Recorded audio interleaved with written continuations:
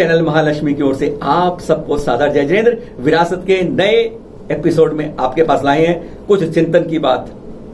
कितने संपन्न था जैन समाज 2000 साल पहले।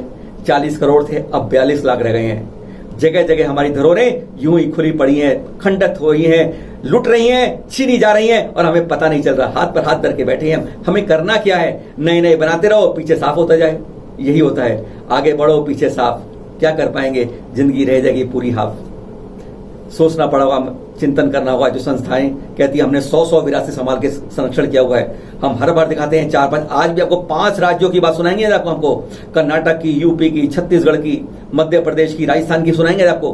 वहां कहां विरासतें हमारी मिट रही हैं, बदली जा रही हैं। भैरव बाबा मना दिया गया है। किनको दिखाइएंगे आपको आज।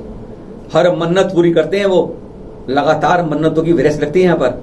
बाकायदा राज्य सरकार उसका उत्सव भी करती है, लेकिन हम हाथ पर हाथ धर के अपनी मथुरा के अंदर हिंदू समाज की ओर से कृष्ण की जन्मभूमि के लिए अदालत में रिट डाल दी गई है।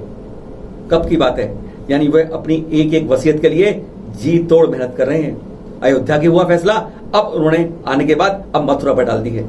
लेकिन हमारी कितनी विरासतें आज पड़ी हैं ऐसी, चाहे कुतुब मीनार के अंदर हो, कई जगह हो, कई मंदिरों में, कई जगह मूर्तियां बदली हुई हैं, लेकिन हम एक भी विरासत के लिए न कानूनी दृष्टि से, न अपने पत्र चिट्ठी से, न अपने आंदोलित रूप से कहीं भी जागरूक नहीं है। चिंतन की बात है। दिखाते हैं आपको आज 5 विरासतें जो हमारे हाथ से लुट रही हैं, छिन रही हैं या बचाने की कोई कोशिश नहीं हो रही। आज शुरुआत करते हैं शिखर जी वाले राज्य झारखंड के चंदन क्यारी प्रखंड के, यानी बोकारो जिले के भोजूडीह गांव में स्थित महाभारत कालीन समय के जाने माने वाले इस प्राचीन भैरव मंदिर से। दावा किया जाता है कि इस मंदिर में जो मन्नत मांगी जाती है ना, वो पूरी जरूर होती है। हाँ, सबसे ज़्यादा मन्नत बता दें आपको किसके लिए मांगते हैं? दुकान के लिए, मकान के लिए, नौकरी के लिए, बहू के लिए, रिश्ता के लिए? अरे नहीं नहीं नहीं, इन सबसे ज़्यादा औलाद के लिए, और अधिकांश बार वह पूरी होती है। इस मंदिर में स्थित कुंड को भी चमत्कार ही माना जाता है। उसके आयुर्वेदिक औषधि रूपी पानी को पूरा गांव पीता है, घर घर ले जाते हैं। इस भैरव मंदिर के पंडित के अनुसार यह प्रतिमा उनके पूर्वजों द्वारा पास की नदी से निकाली लाए थे। वो जैसे हमारी अन्य प्रतिमाओं के लिए स्वप्न आते हैं या उनके अनुसार बनवाई जाती हैं, वैसे ही यहाँ पर भी उनके पूर्वजों को स्वप्न आया और तालाब से मंदिर से के लिए मूर्ति निकाली गई। वैसे भी जैन तीर्थंकरों की, यानी तीर्थंकर ऋषभनाथ, चंदा प्रभु स्वामी, महावीर स्वामी की नवग्रह द्वारा भक्ति करते हुए कई प्राचीन जो प्रतिमाएं हमारी विभिन्न संग्रहालयों में हैं।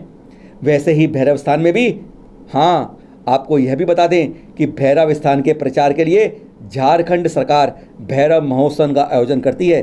अब आप देख लीजिए, जो हम बताते जा रहे हैं, यह प्रतिमा लगती किसकी है? आप पहचानिए इसको, क्योंकि यह प्रतिमा स्पष्ट है 22वें तीर्थंकर भगवान नेमिनाथ स्वामी की प्रतिमा है। इसको आज भैरव बाबा के रूप में सैकड़ों वर्ष से पूजा जा रहा है, माना जा रहा है, मन्नत मानी जा रही है, और राज्य सरकार भी एक बड़ा महोत्सव आयोजन करती है इसके लिए। लेकिन हमारी संस्थाएं सैकड़ों वर्षों से हमारे किसी संत, किसी विद्वान, किसी संस्थान या किसी समिति या किसी श्रेष्ठी जन ने भी तीर्थंकर प्रतिमा होने की बात नहीं की। यह चिंतन वाली बात है कि हमारी धरोहर और हम ही नहीं पहचान पा रहे। अब आपको ले चलते हैं छत्तीसगढ़ के बिलासपुर जिले के गोंदैया ग्राम में, जहाँ पिछले वर्ष 2 प्रतिमाएं मिली थी, 1500 वर्ष प्राचीन। जी हाँ, 5वीं-6ठी सदी की ये प्रतिमाएं हैं, तीर्थंकर श्री ऋषभनाथ जी की और महावीर स्वामी जी की। इनको स्थापित कर दिया गया उस गांव के श्री वीर बाबा वीराइन दाई मंदिर में। अगर हम इस गांव के तालाब में और भी खोज करें तो यहाँ से प्राचीन जैन मंदिर तक होने के संकेत मिल सकते हैं। गजब की बात है कि हमारी शीर्ष संस्थाओं को इस पर अभी तक मौन है। स्थानीय बिलासपुर समाज के चंद लोग वहां अपनी मूर्तियां लेने गए तो इस मंदिर के संचालकों ने बहुत ही दुर्व्यवहार किया। यही कह सकते हैं कि हम तो नए नए मंदिर बनवाओ और प्राचीन अतिशयकारी धरोहरों को लुटवाते रहो, क्योंकि जो हमारी संस्थाएं हैं उनको अपने काम के लिए या तो फुर्सत नहीं है या फिर मंच माला माई के अलावा कोई अन्य कार्य उनके पास है ही नहीं। हम यह दोनों जानकारी हमें भेजी हैं संजय जैन जी, कैलाश नगर, दिल्ली से। अब बात करते हैं तीसरे राज्य की, यूपी के जालौन जिले के कलार गांव की, जहां कर्ण देवी मंदिर में कई जैन प्रतिमाएं खंडित अवस्था में मौजूद हैं। यहाँ भगवान बाहुबली की खड़गासन प्रतिमा भी है, जिस पर बेल का यह अंकन उसको पहचानने में देर नहीं लगाती। उत्तर भारत में ऐसी प्राचीन प्रतिमाएं जरूर प्राचीन मंदिरों का संकेत करती हैं। अब अपनी धरोहर अपने पास, क्या हम इसकी लगा सकते हैं आस? चलिए अब चौथे राज्य राजस्थान की बात करते हैं, सीकर जिले के नीम का थाना की, जहाँ जैन मंदिर काफ़ी उपेक्षित पड़ा है। आसपास जैन समाज है ही नहीं, ना रोजाना अभिषेक होता है, ना कभी सफाई होती है। ऐसे ही उपेक्षित रहने से कब यह जैन मंदिर बदल जाए पता भी नहीं चलेगा। कुछ समय पहले अतिक्रमण हो भी चुका है, उसे बचाया गया। सौरभ बजाज जी इसको बचाने की कोशिश तो कर रहे हैं, पर अकेले कुछ नहीं कर सकते। अब 4 राज्यों के बाद आपको 5वें राज्य कर्नाटक में भी जानकारी दे देते हैं वहाँ से। वैसे यहाँ तो 100 से ज़्यादा स्थानों पर जैन विरासतें बिखरी पड़ी हैं, सहेजने के लिए मानो वे पुकार रही हों।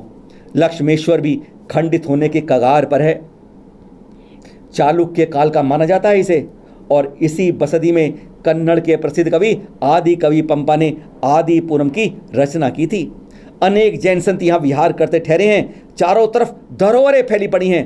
देव चक्र भट्टारक जी, हेम देवाचार्य, पदम सेन जी, त्रिभुवन चंद्र परिमल जी, राम देवाचार्य, कुछ ऐसे नाम हैं। ऐसे पावन स्थलों की सुरक्षा के लिए क्या हम जाग पाएंगे कभी? आपने आज 5 विरासतों 5 राज्यों से लेकर आए थे आपके लिए अलग अलग। हम शर्म आती है हमें जब हम अपने अतीत के सुनहरे अमूल्य धरोहरों को संरक्षित नहीं कर पा रहे। कई छिन रही हैं, कई लुट रही हैं, जबकि अन्य समाज अपनी एक एक धरोहर के लिए जी जान लगा देता है बचाने में, लड़ पड़ता है कानूनी रूप से भी और सामाजिक रूप से भी।